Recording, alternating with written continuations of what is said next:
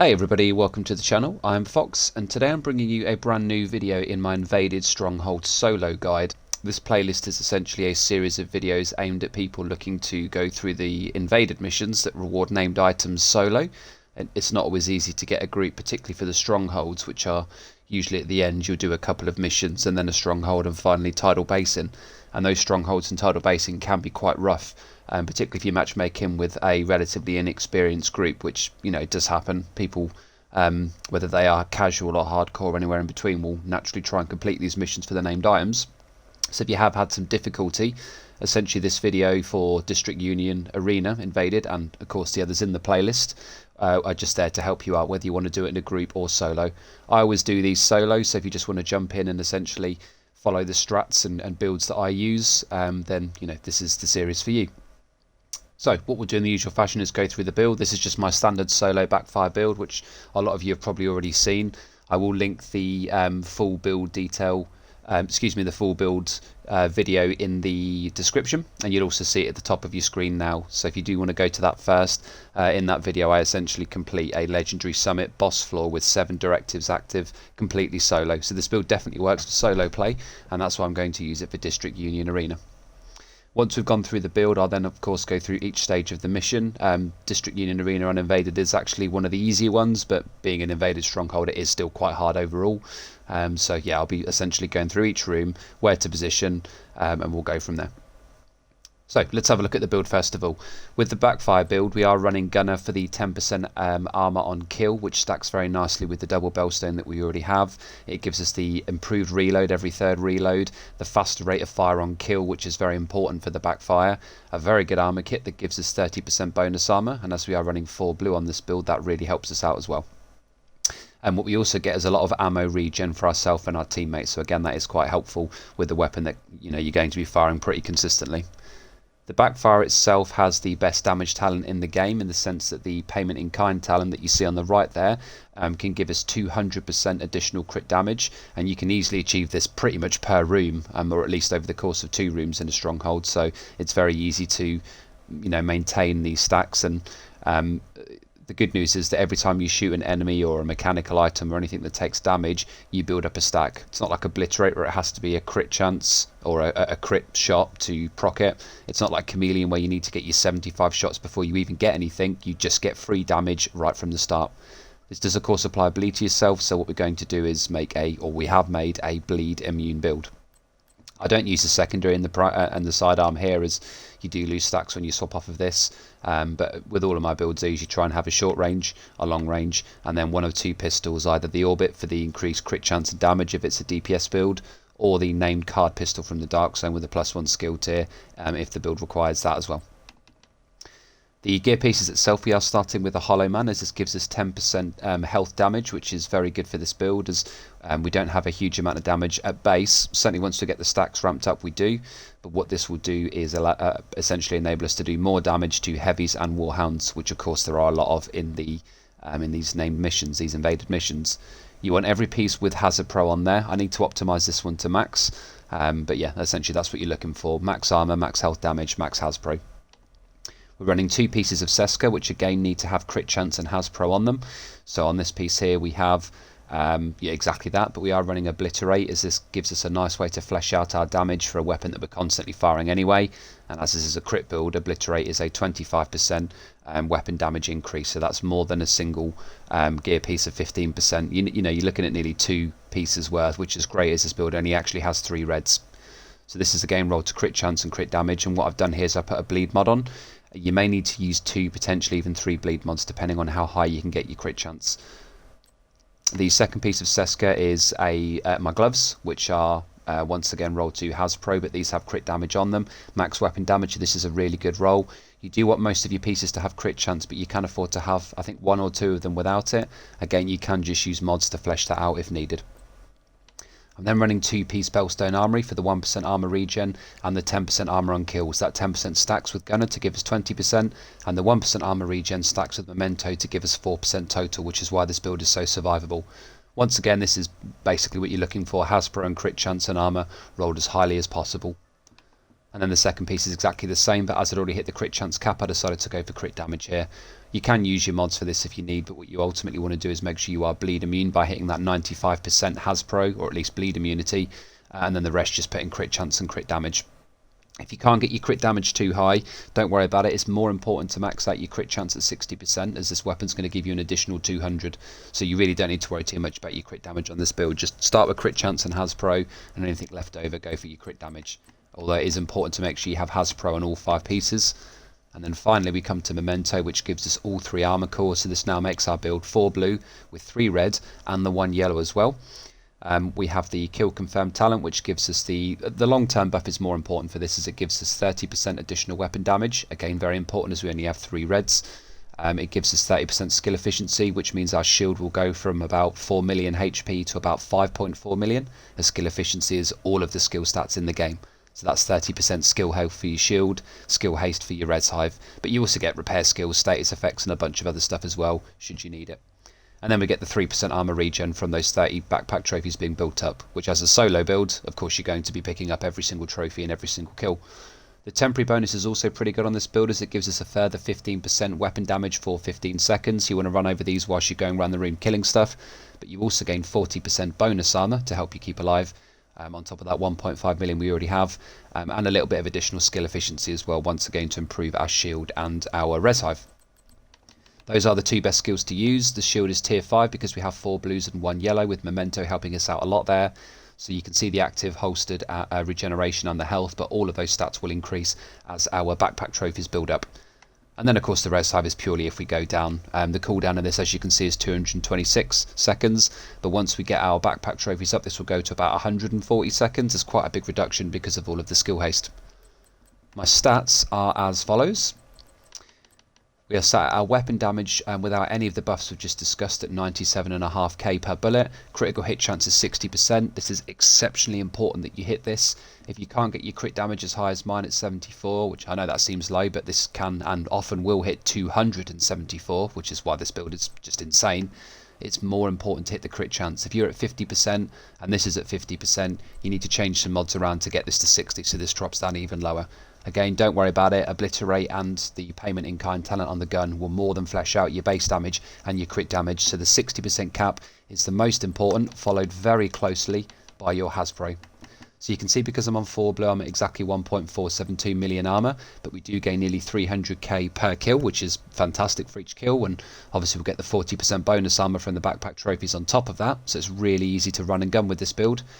Base armor regen from the 1% is there, but of course we're going to get that up to about 50,000 with the extra 3%. And then we have our Has protection at 77.2. So if you roll all 5 pieces to Hasbro and you're running the double Seska and the Jarl as I am, this will be at exactly 80%. It's just because my Hollow Man needs optimizing. But because I put 2 bleed mods on, you need to be hitting the 95% bleed resistance threshold, as anything over that you're just immune anyway, so 95% is the minimum. So like I say, you may need to use 2, potentially 3 bleed mods to achieve that, but everything else we are very immune to, or very resistant to, should I say. So when enemies do disrupt or ensnare us, 77% is not going to last very long at all, and that's why this build is so good for solo run throughs.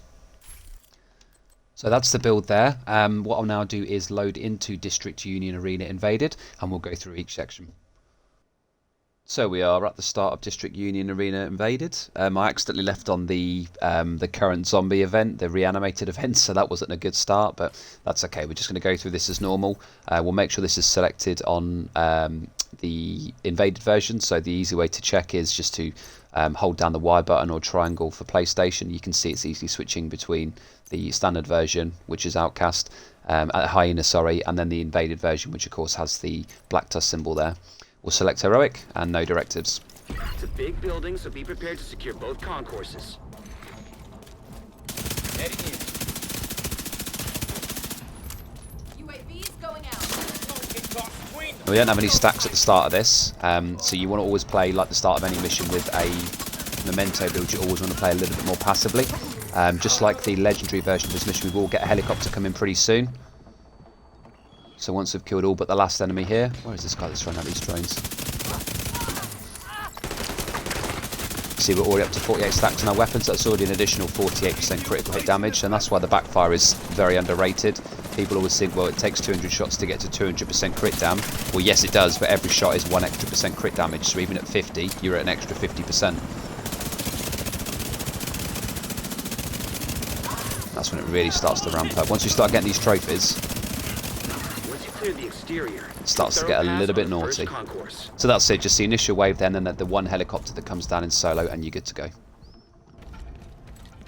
So like the legendary version, you're going to have this initial wave that will bum rush you, pretty easy to kill, and then we're going to have the second wave that is just a bit further back.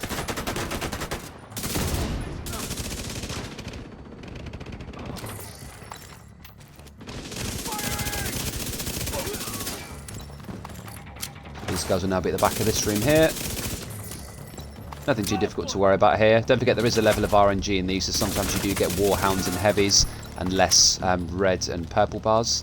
But for the most part, it is just these 2 waves for this second section. It's pretty easy to deal with.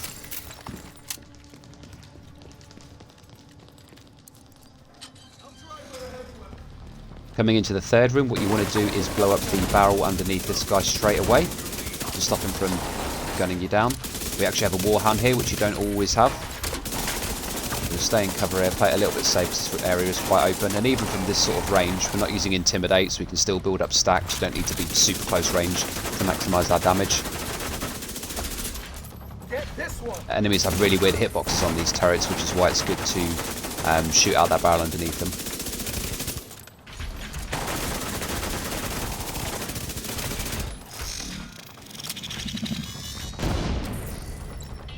Now you have 2 waves that come out. Oh, sorry, I actually think it's 3 waves, but they will come out of the door just there and the door to the left as well. We once again have a warhound, so I'm going to get my shield out here just to be safe. Break his quick point. You will notice a lot of these warhounds in this mission. Some are fixed, some are random. Now this heavy here is guaranteed. He will always come out. Just going to play cover here. Again, we don't have a huge amount of stacks just yet. His chain if we can, and his backpack.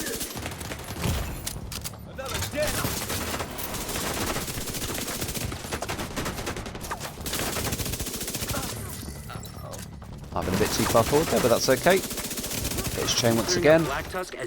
And there we go. So yes, you can take a lot of heat with this build because, you know, it's a close range build and you're out in the open, but with all of the armor regen and the armor on kill and the bonus armor on a trophy pickup, it is very easy to stay alive even in difficult situations like that. Coming up these stairs will either be a drone controller or a warhound in here, or possibly a grenadier. It's one of those 3. I have a grenadier today, but it's only ever the one enemy on solo, so nothing to worry about. Now as we come into the restaurant, I believe you have EMP jammers here, so you're not going to have access to your shield. There are only 2 total, and then 3 waves including the initial one. So what I like to do is get in here nice and quick. Break that first one. Start pushing forward as quickly as possible to break the second one. And now we're safe to use our shield. Now don't forget you have the very high, in this case 77% on this build. It has an immunity, so the EMP will not last long, which means your res hive and your shield will come out nice and quick. You can see we're actually starting to do a lot more damage now we've built up stacks. Here comes the next wave. We're shocking, but it won't last long on us at all because, again, all that Hasbro. Once again, no difficulties here whatsoever. If you get shocked here, it's not going to last very long at all. There we go. And this is why Hasbro is so good on this build. Obviously it stops the bleed, but actually it's really effective for all the other types as well.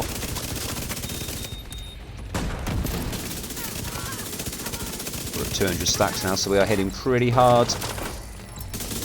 There's the last wave. What is this? 742k per crit headshot. Pretty dirty. And then simply turn off the computer and we'll be finished this section. So just those 3 waves and the 2 EMP jammers. So coming into this room here, your enemies are going to come out of this door second, and I believe a door over there first. All you need to do is run over. We're now at full stack, so we're sat at a current 4% armor regen. And we have all of the extra weapon damages, so this should be a lot easier to clear from this point forward. Just the first few rooms that can be a little bit rough because you're running low on all of your stacks. There's the second wave. I believe this is actually the last wave. Yes, it is. Now, coming into the leisure space area, you will almost always find a heavy in here. Not first, but I believe in the second wave, which will come out of that back left door there. I think there are 2 waves total that come out of there, with this being the third, so the first wave. So we'll kill these first. Just be prepared to expect a heavy to come out of this door. I don't know if it's guaranteed. I'm pretty sure it is. Going to be ready at this door for them to come out.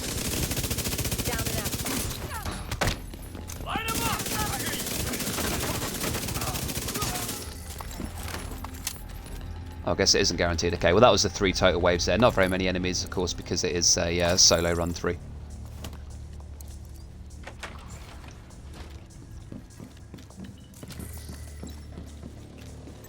Once again, all the enemies come out of the back right of this room, so not too different to the legendary version. Not today, lady. There's the next wave already. Guy behind us, I think. Shield out here. So our shield's going to have a lot more HP now as well, which is always nice.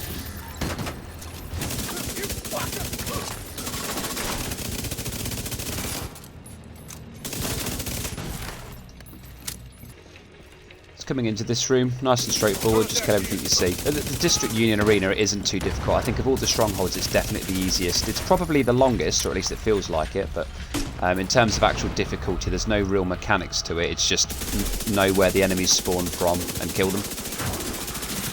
If you are looking to do these solo, this is definitely the easiest of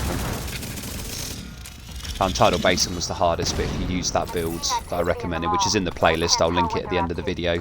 It is pretty straightforward, but you see here this room is literally just the initial wave, just like the previous room. Kill all of those guys and you're done. Now we are coming up to our first boss room. So inside this room where you would normally run up top, you're going to have the initial wave of enemies on the first floor and the ground floor, and then the boss and all of the future waves will spawn out the bottom right there. So what you want to do is try and get yourself in that room once you've cleared this initial wave and hit up the terminal. Just watch out for enemies on that first floor, because they will and can quite easily gun you down. There could be grenadiers, drone controllers. You see there's one just there. Rusher just here. That wasn't too bad. They actually jumped down there, but a lot of the times you'll get the drone controllers that will just sit up here and throw drones at you. It's easy enough to get up here and kill them. So what we need to do here is hit this laptop and immediately run down to this room behind us, as every enemy will now spawn out of here. You want to try and keep them trapped in here, so killing them fast is pretty essential. Try not to let them run out and surround you in the room. So again, Hunter's Fury could be pretty good here. Very easy to build up your stacks here as well. Here comes the next wave.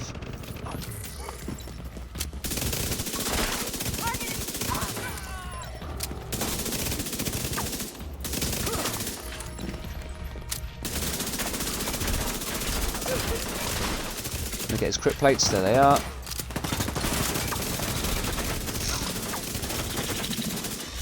think there's 4 waves and then the boss. So is this the third one? I'm not even sure now.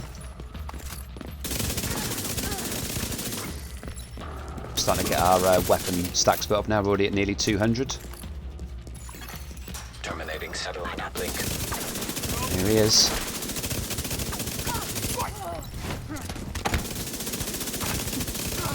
Not going to do much on my shield there at all, buddy.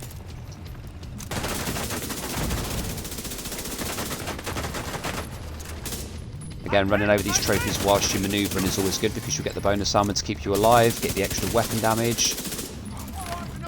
You start just melting through stuff like this. The uplink has been disconnected. Good work. I'll get our tech guys to try and analyze the data they were pushing, but it looks heavily encrypted. And that's it. For now. So yeah, as long as you stay in here, use your grenades if you need to at this door. It's usually pretty easy unless you let them all flood around. If that happens, it's generally far more likely that you'll wipe. So when we come into this storage unit just here, you're only ever going to have the 1 wave of enemies. Just kill these and you can move on to the next area. I don't like to go too far forward here, because once again you can easily get flanked. Ooh, should use my shield there. That guy hurt. This is what the res hive is for, I guess. If you do go down, you've got that charge, and then you'll have the nice reduction in cooldowns from that as well, if you do need to use it. So we're now coming into Garage and our second boss fight. Once again, not a particularly difficult room. The boss and everything spawns out the back left door and I believe the back right door after this initial wave.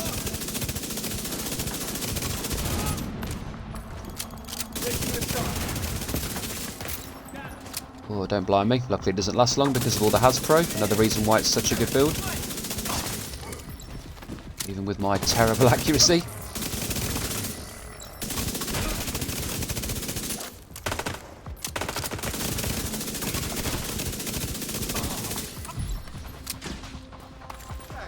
There's the boss at the back right area, there we go.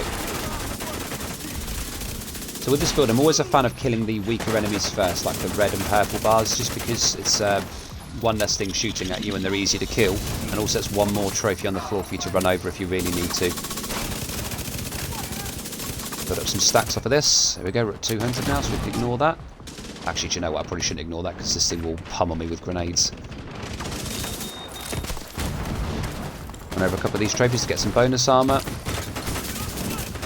My stacks on the go. So we're now at 200 stacks here with our weapon, which means this is going to absolutely rip through this boss. Oh, get one clipped. There you go. One clip on a 4 blue build with a load of Hasbro on. For those of you that haven't seen the original video of this build with the solo legendary boss play, just check it out. It is, honestly, I know there's a lot of people that doubt Backfire's capabilities, but you really shouldn't. It's so good. But that's it. Once you kill the boss and all the enemies, you're done. So coming into the kitchen, the enemies will always spawn at the back left and back right door, so I like to push right here. Start, you'll have this first wave here, and then as soon as you killed all but one of these, you'll have the wave come out behind them. Or, sorry, to my immediate right. Oh no, that's not true. I guess you have one from here first. And I can afford to pop his EMP pack there because it won't last on me very long, but it will last on them a hell of a long time.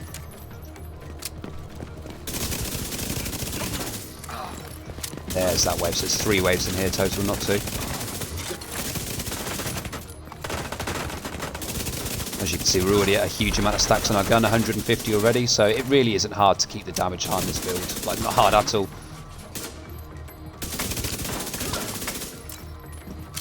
So we're now coming up to the final boss fight and the arena fight. It's exactly the same as pretty much all the other versions. The enemies will always spawn at the back right, or the opposite to us I suppose, and then to this left side just here. Pretty straightforward, as is the case with every other room of this build, and why this build makes this thing so easy. You just run from one kill to the next. Boss isn't difficult here. It's not like the legendary version. You haven't got any of that large amount of armour to worry about.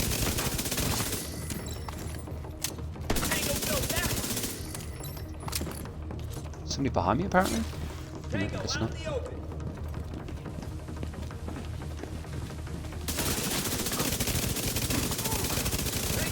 Again, this part is exactly the same as the legendary version. Your shield does block the stagger from them meleeing you as well, so if they're about to melee you, just pull your shield out.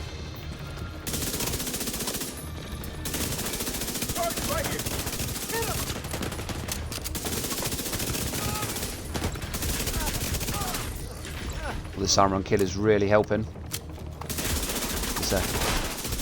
get that quick plate if we can. There we go. So a nice amount of stacks now, which is good. The good news with these is you can keep building stacks after they've gone down like this. See my weapon going up? Okay, we're now at 179 already. Go in. Yeah, so it seems like it's all the same spawns as the legendary version. Where are you going, buddy? Today, guy. Keep these stacks going. Yes, we can. We're still at 200. As long as you get one bullet off within that 10-second window with a little tick symbol on the left side of your buff bar, then that's really it. So we just maintain 200 stacks throughout this entire mission now.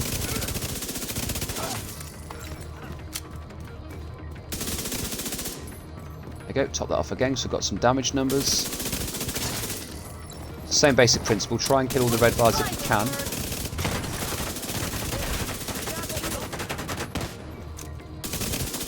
Or just anything that you need to that's weakest. I always like to go for everything but the boss if I can.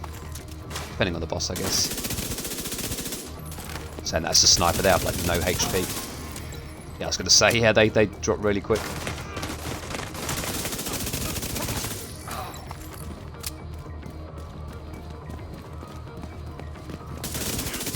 Last wave. System malfunctioning. System And that's it. reactivated. So if you want to try and use a different build to this one, I still recommend using Memento. If you want to use a skill build, for example, a capacitor build, anything like that, I would still definitely go for Memento for the armor regen and all of the additional damage. It's just the best thing in slot for basically any solo build in the game at the moment. I know this build is a little bit harder to farm for, but if you've already started to put it together from my previous videos, then that's fantastic. You'll be in a great place to start with this mission. If you haven't, watch that mission, or watch that video, should I say, or just screenshot this if you need to now and try and get this build put together, because for solo gameplay it's just the best. It's fantastic. I can easily get through legendary solo with any amount of directors, or at least ones that don't like reduce my ammo to 0, like pistol arrow for example, and yeah, it absolutely excels. So that's the end of the video. Thank you very much for watching, and until then I will see you all in the next video.